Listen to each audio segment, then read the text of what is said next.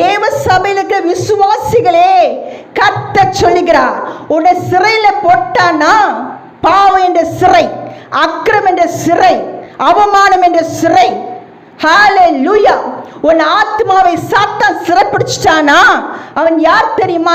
ஏரோதின் ஆவி. இன்றைக்கு கர்த்தர் சொல்லுகிறார், அவன் கையில நீ இன்றைக்கு விடுதலையாக போகிறாய். விசுவாசிக்கிறாயா? பேதுருவை விடுதலையாக்கிற தேவன் என்று அவனுடைய கையிலிருந்து உங்களை விடுதலையாக்குவார்.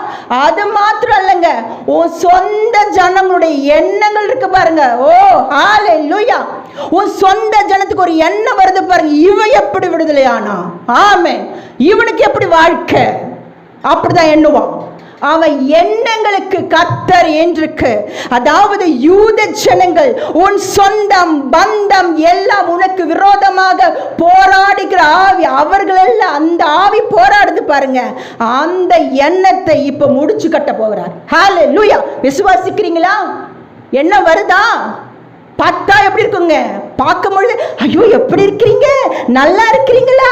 நீங்க நல்லா இருந்தா தாங்க நான் நல்லா இருக்க முடியும். நம்ம அதை பார்த்து என்ன பண்ணுங்க, ஏமாந்துருவோம். ஆனா நீங்க எப்படி ஜெபங்க, இதெல்லாம் ஜெபங்க. இயேசு விசுவாசிக்கிறீங்கல்ல, ஏசப்பாவுக்காக வாழ நினைக்கிறீங்கல்ல, ஒரே ஒரு வாழ்க்கை தானுங்க. உங்க